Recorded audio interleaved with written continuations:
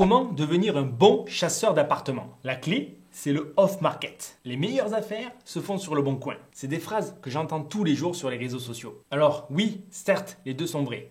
Maintenant, il y a plein d'autres options qu'on va voir dans cette vidéo. On va donc parler des moyens traditionnels pour trouver des bonnes affaires et des moyens un petit peu exotiques qui nous permettent de trouver les meilleures opportunités. Si tu arrives au bon moment sur ce type d'affaires, tu auras plus de temps pour prendre les meilleures décisions. Tu auras moins de concurrence face à toi. Donc tu pourras beaucoup plus facilement créer de la valeur et donc t'enrichir grâce aux meilleurs investissements immobiliers. Les meilleurs chasseurs que je connais, non seulement ont beaucoup d'expérience, mais ont surtout un bon système qui travaille pour eux. La base, c'est de rencontrer le maximum d'interlocuteurs du secteur, de développer ton réseau.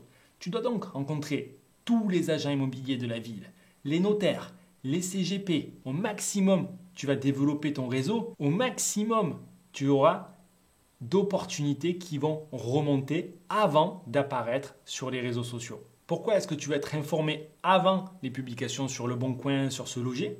Simplement pour avoir quelques jours d'avance et donc pouvoir faire ces visites, avoir l'information. Tu sais que ceux qui gagnent le maximum d'argent, c'est ceux qui ont le maximum d'informations, de connaissances et de compétences. Donc, si tu anticipes le gros de la concurrence avant que ce soit publié sur Le Bon Coin ou sur Se Loger, tu auras les meilleures affaires. Donc, commence par développer ce réseau-là. Va à tous les apéros, toutes les rencontres IMO de ta ville. Fais-toi connaître.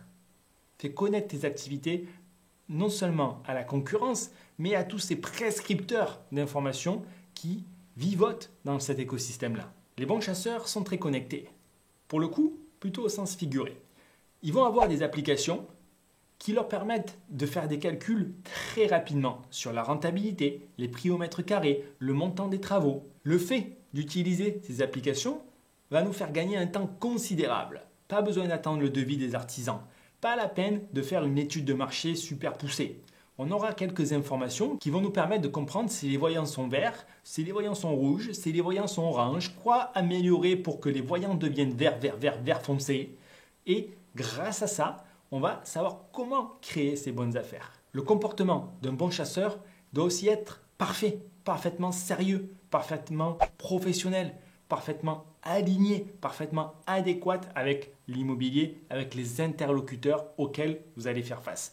Un agent immobilier, il faut le rappeler, même si lui ne vous rappelle pas, vous devez le tenir informé de si vous vous positionnez sur un bien ou pas.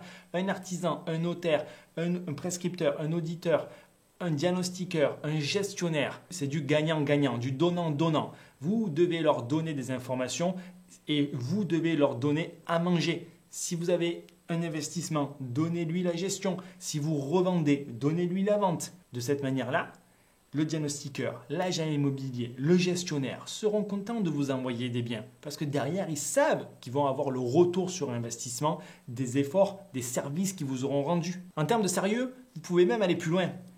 Mais il faut être un peu préparé. Par exemple, acheter sans condition suspensive d'obtention de crédit ou d'urbanisme. Si et seulement si vous avez bien anticipé en amont, du coup, votre financement ou les autorisations d'urbanisme et que vous connaissez le PLU et que vous savez que vous respectez le cadre. Si tout ceci vous paraît abstrait, peut-être que la meilleure des choses à faire est de prendre un petit peu plus d'informations en regardant ce qui se fait, par exemple sur le site investpreneur.com. Vous pouvez même prendre un rendez-vous avec un de nos conseillers et on se fera un véritable plaisir que de vous aiguiller sur les chemins de la liberté et de l'indépendance financière grâce aux investissements immobiliers à haute rentabilité. Dernière compétence, et pas des moindres. Au-delà de sa capacité à trouver des biens, c'est la capacité qu'il va avoir à créer de la valeur, créer du cash flow, créer de la plus-value. Il doit voir ce que les autres investisseurs débutants ne voient pas. C'est en alignant tous ces paramètres qu'il va être capable de créer les bonnes affaires. Au-delà de trouver des biens, il faut être capable de créer cette rentabilité-là. Ça demande un petit peu d'expérience. Dites-moi en commentaire si vous avez la moindre question par rapport à tout ça. Je vous répondrai avec grand plaisir. C'était Julien Malingo. J'étais ravi de vous faire cette vidéo et je vous retrouve très vite dans la prochaine. Ciao, ciao!